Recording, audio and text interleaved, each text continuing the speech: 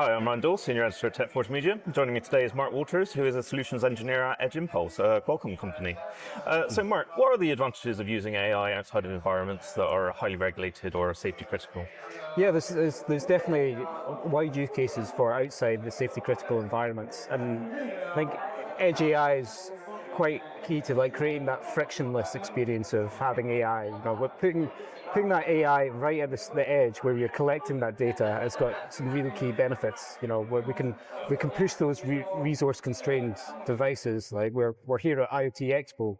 And a big use case for putting things on the edge is that IoT application where you might have low bandwidth connectivity. You can get a lot more out of using sensors by collecting really rich data source, but running Inference on the edge where you can use really complex AI and then only send the inference onto the network. You don't need to have this huge data collection and then sending it across the network where it's going to rack up your SIM fees, your cloud fees, and as well it's really important to have that consistency and reliability on the edge where you can have reliability that you're going to get a response on that edge case where it's very frustrating when we lose connectivity and you lose the internet. But if you're a business and your product relies on it, it's not just annoying, it's a cost of reputation. It's going to cost you money if you don't have that reliability.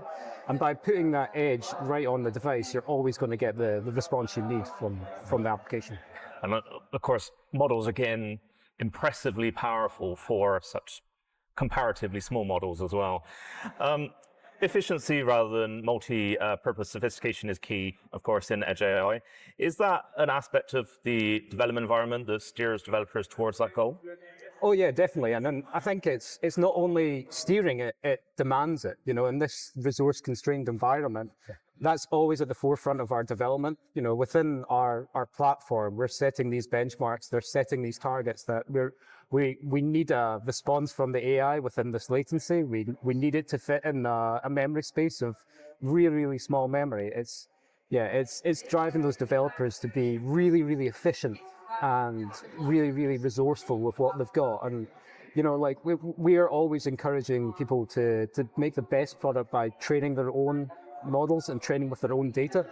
There's plenty of models out there that are off the shelf, model zoos, but you're always going to get the best performance in training your own data. Like single shot detectors that have been trained to be the best benchmark. They'll have object detectors that can detect an elephant and a parrot, but when it comes to the real world, that scene doesn't exist. We can save a lot of resources by actually looking at the use case and designing for and tailoring for that niche application. Absolutely makes sense. So at present, hybrid of local edge and cloud AI appears to be the most practical in most circumstances. Do you offer guidance as to how to deploy cloud portions of the AI stack and how cross-cloud compatible are the solutions produced by Edge Impulse? Yeah, we certainly do. I'm part of the solutions team, and we've got some really clever people within the company who know, have come across these use cases time and time again. They know the pitfalls, they know the best practices, and at Edge Impulse we've got solution support which will help you develop that application and work with you as like a co-developer that we ensure that your application is going to succeed.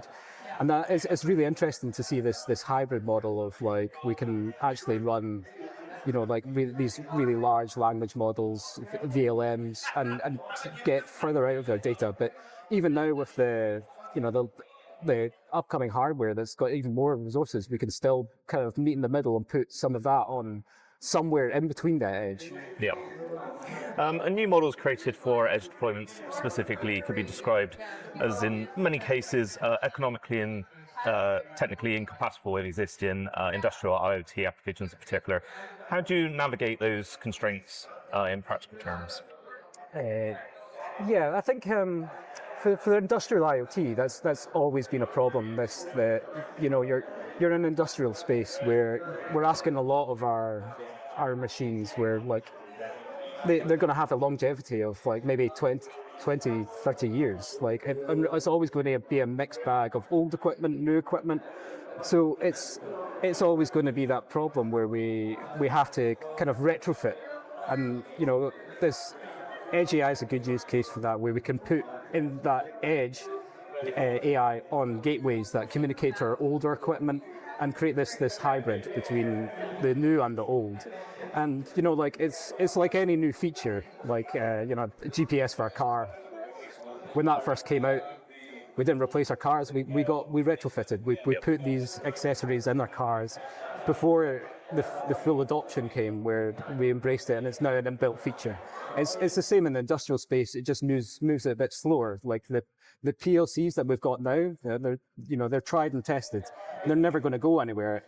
But that market needs to catch up to embrace using, have these neural processing units and GPU on those industrial hardware. Ah, cool. And in IoT environments, a term often bandied about as a quick win is predictive maintenance of existing plant machinery, like we've spoken about. Is that the case, or are there other such things that are considered quick wins in Edge AI?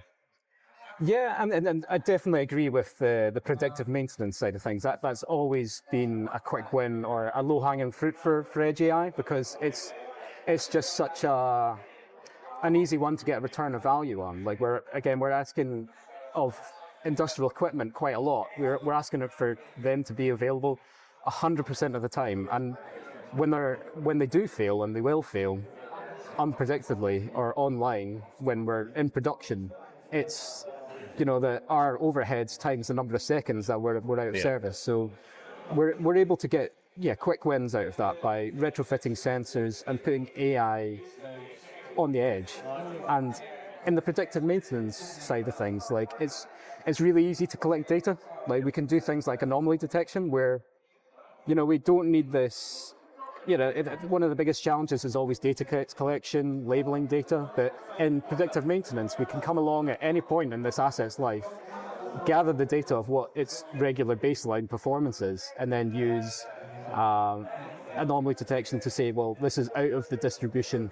Someone needs to give this machine attention.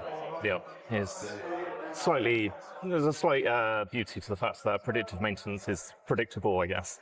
Yeah. Well, that's everything from me today, Mark. So thank you for sharing your insights with me, and I hope you guys have a great rest of the event. Thanks. Thank you.